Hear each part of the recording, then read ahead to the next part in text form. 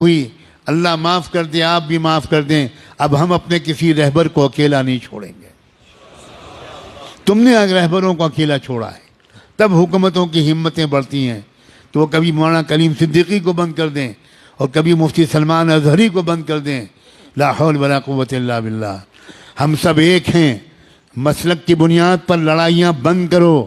اگر آپ کو کسی مسلک سے تعلق ہے بہت مبارک، لیکن ہمارا اصل مذہب کلمہ طیبہ لا الہ الا اللہ ہے۔ ہمارا کلمہ ایک ہے، ہمارا قرآن ایک ہے، ہمارا قبلہ ایک ہے، ہمارے رسول ایک ہیں، ہمارا رب ایک ہے، ہمارا دین ایک ہے، اور ہمارا انجام بھی ایک ہے۔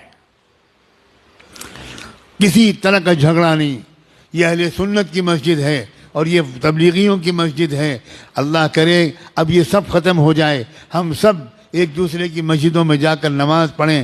مسجد کسی کی نہیں ہے، مسجد تو اللہ کی ہے۔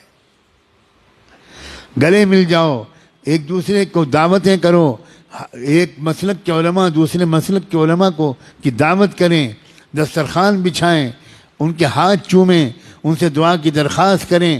یاد رکھنا ہر مسلک والوں میں کچھ خوبیاں ہیں، یہ سب مسلک مل کر ایک امت بنے گی۔ اب کب تک یہ مسلک کا ہم لوگ ڈھول پیٹیں گے؟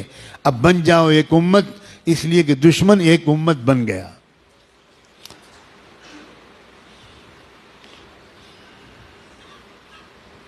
قرآن نے اعلان کیا ہے والذین کفروا بعضهم اولیاء بعض الا تفعلوه تکن فتنة فی الارض وفساد کبیر۔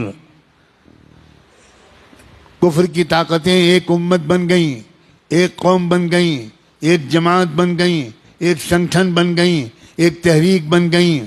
آپس کے اختلافات انہوں نے ختم کر کے ایک ہو گئے وہ تمہارے خلاف۔ الا تفعلوه تکن فتنة فی الارض وفساد کبیر۔ اگر تم بھی ایک نہیں بنو گے، اگر تم ایک دوسرے کے مددگار نہیں بنو گے، تو یاد رکھنا تمہاری اس بدماشی کی وجہ سے، تمہاری اس بدفعلی کی وجہ سے پوری دنیا میں فی الارض فتنة و فساد کبیر، بہت بڑا فتنہ و فساد پھیلے گا تمہاری پھوٹ کی وجہ سے۔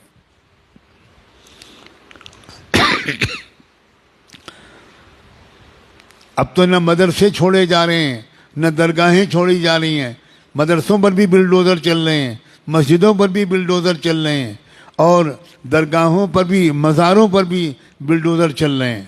واہ واہ واہ واہ۔ اب بھی امت ایک نہیں ہوگی، اب بھی درگاہیں اور مزاریں والے الگ رہیں گے اور مدرسے والے الگ رہیں گے۔ اب تو بھائی خدا کے لیے اب تو ایک ہو جاؤ۔